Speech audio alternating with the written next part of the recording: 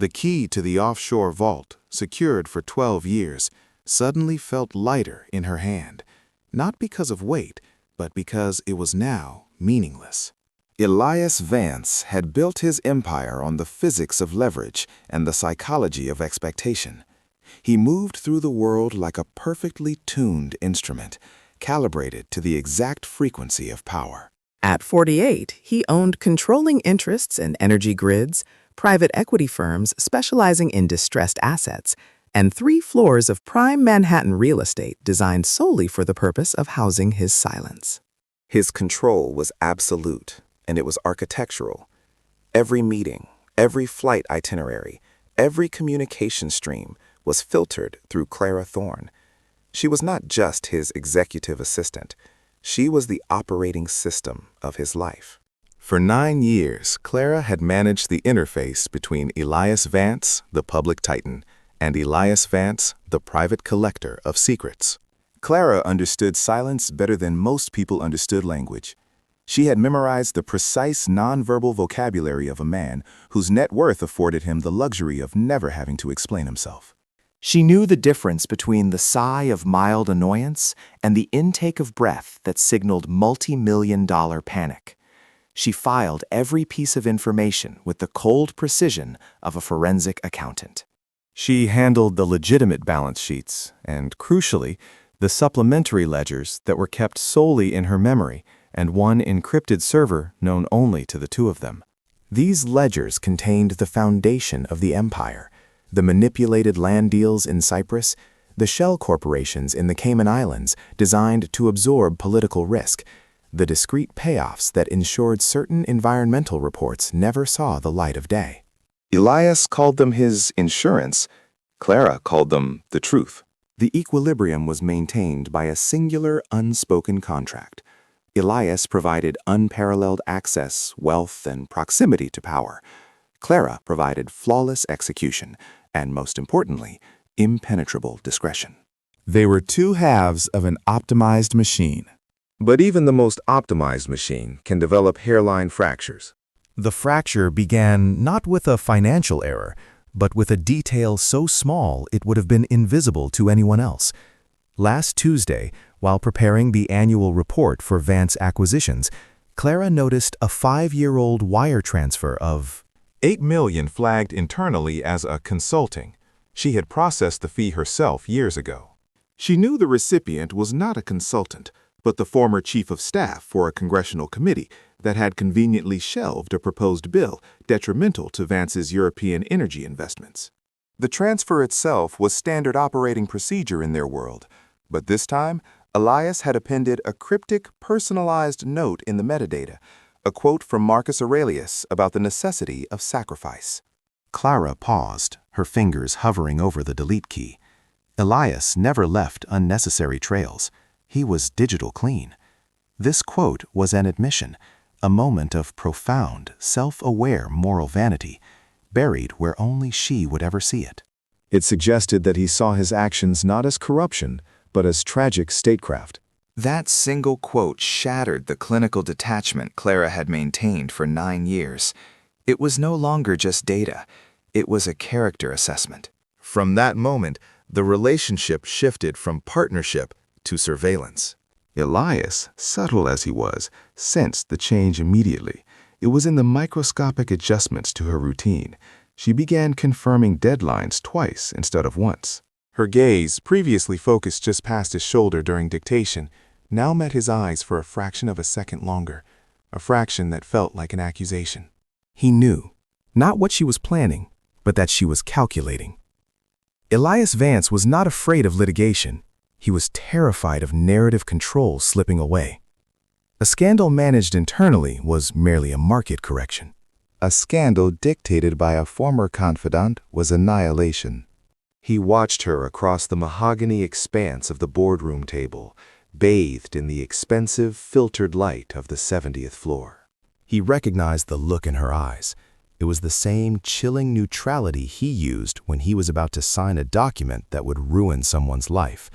She was viewing him as an asset to be liquidated. Elias tried the standard tactics of preemptive damage control. He subtly increased her bonus structure, offering a 7-figure incentive tied to a nebulous future project. Clara accepted the wire transfer without acknowledgement, her email reply consisting of only the word, the. The gesture failed to restore the equilibrium. Money, he realized with a cold clarity, had stopped being the currency of their exchange. She was gathering proof for something far more significant than a severance package. She was assembling a case for moral insolvency. The irreversible event occurred on a cold Thursday evening. Clara was working late, compiling what she internally referred to as the red folder, a compendium of every illicit transaction, every deleted email chain, every whispered instruction regarding the true structure of Vance International. She wasn't planning on selling the story to the press. She was going to the Department of Justice. Her motivation was not revenge, but the desperate need to sever her own psychological entanglement with his crimes. She could no longer be the silent anchor of his hypocrisy. She printed the final summary, a single crisp page detailing the nexus of offshore holdings designed to avoid $900 million in taxes over 5 years. Elias, who had been observing her from the hidden camera feed in his private office, saw the action. He watched the mechanical certainty of the printer, the finality of the paper sliding into the folder. He didn't need to read the contents. He recognized the moment of final commitment. That night, Elias Vance did not sleep. He sat in his bespoke Italian leather chair, the skyline of the city he owned stretched out before him, reflecting his own isolated image. He began an inventory of his life, not assets, but costs. He calculated the trajectory of the next 6 months, the leak, the investigation, the public shaming, the frantic attempts to discredit Clara, the inevitable prison sentence, a prison sentence that would come after a protracted, humiliating war that would destroy the reputation he valued more than his freedom. He realized the awful, paralyzing truth. He had outsourced his integrity to Clara, and now she owned the terms of his surrender. The only control he had left was in deciding how he would lose. His internal collapse was silent. There were no shouted denials or smashed glasses, just the slow, cold realization that his carefully constructed fortress was built on a single, removable pillar, his assistant's moral indifference. Now that indifference was gone, and the entire structure would fall. He called his lead attorney at 3 a.m., instructing him to cancel all meetings and prepare for an internal restructuring unprecedented in the firm's history. The attorney, a seasoned professional who specialized in defending the indefensible, sensed the unnatural calmness in Vance's voice and remained silent. The next morning, Elias walked into the office at 8 a.m., exactly 1 minute before Clara arrived. Clara walked in, her face a mask of professional stillness, the red folder secured in her briefcase. She nodded a curt good morning and proceeded to his office, expecting the inevitable, desperate confrontation. She had her resignation letter prepared, dated and notarized. Elias was sitting behind his enormous desk. He gestured toward the chair opposite him, a gesture devoid of warmth or aggression. "Clara," he began, his voice level, almost conversational. "Last night I reviewed the full scope of our operational discrepancies, starting from—" Clara remained motionless. She waited for the lie, the threat, the attempt at negotiation.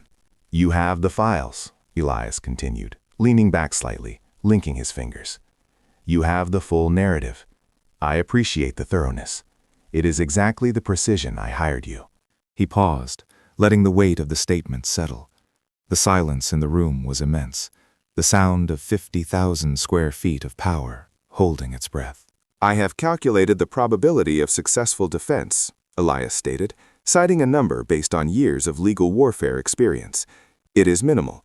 The cost of waging that defense is catastrophic." It will destroy the trust structure of the entire firm and ensure that my final decade is spent fighting a war that cannot be. He stood up, walking away from the desk toward the window, presenting his back to her, a profound act of vulnerability he had never displayed before.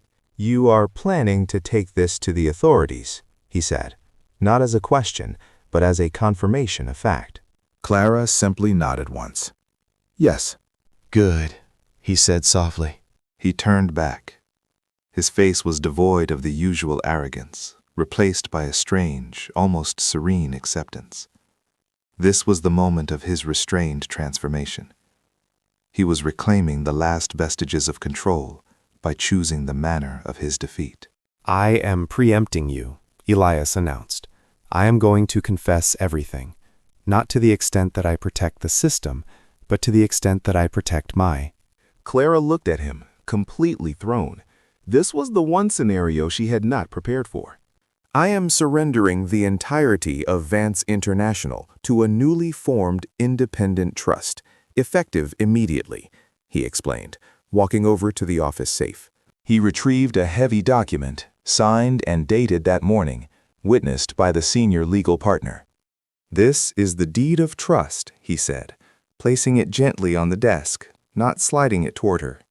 The trust is controlled by a single designated fiduciary who has the full authority to cooperate with all government agencies, dissolve all shell companies, and restructure the capital for full restitution of all evaded taxes and damages. That fiduciary is you. He designated her not only the executor of his empire's downfall, but the inheritor of the responsibility. The red folder is now evidence, Elias stated calmly, but it is evidence presented by me, through you, for the purpose of closure, not exposure. I choose accountability over... He then laid out the second, thinner document. This is my full written confession, detailing the scope of financial crimes. It names no subordinates, only me. I will self-report to the Southern District of New York this. He looked directly at her. There was no apology in his eyes, only the finality of a man balancing a ledger. I am giving you the power to dismantle what we built, he finished. I am giving you my freedom, Clara. Use it to complete the cleanup. The alternative, our war, is simply more. He left the office then, not taking his briefcase, not looking back at the skyline. He walked out of the life he had fabricated, leaving behind the wealth, the control, and the silence. Clara remained seated, staring at the documents. She had prepared to be the whistleblower, the victim, the accuser. She had become the receiver, the executioner, and the reluctant inheritor of $12 billion worth of moral debt and institutional chaos. The power she craved, the ability to stop the machine, was now hers, but it came with the crushing weight of having to run the machine into the ground. Elias Vance walked into the precinct that afternoon, impeccably dressed, and surrendered himself to federal agents. The subsequent media storm was a precise, contained explosion, a confession of guilt, a complete surrender of assets, and a clear narrative, the lone architect of a complex fraud seeking atonement. By giving up everything, he controlled the one thing that truly mattered, his final story. Clara Thorne now sits in the vast, silent office. She spends her days unraveling the intricate web, transferring assets, and negotiating with regulators. She is the most powerful woman in high finance that nobody has ever heard of. She gained the ultimate control, but lost the simplicity of being merely an assistant. She is now forever linked to the ruin, tasked with transforming the dark money into legitimate compensation. Elias Vance, now inmate 4107, spends his days in structured silence. He has less freedom, yet perhaps more peace than he did on the 70th floor. He gambled on the human need for order, and he won the ultimate psychological chess match by surrendering the board entirely. The final question remains suspended in the air above the silent city. When a man willingly gives up everything, is it atonement or simply the most masterful final act of power ever conceived? The documents regarding the true allocation of the recovered funds, the agreements Elias insisted upon that ensure the victims of the Cyprus land fraud receive 150% of their investment back, are locked in the final annex of the deed of trust. It is a detail that complicates the narrative of pure villainy. But the full story of what Clara Thorne discovered in the deep layers of the Vance structure, the reason Elias felt he had no choice but to burn the entire empire down, is contained in the next file. You won't believe what happened when she finally opened the door to his private apartment vault and found the single, unmarked digital drive.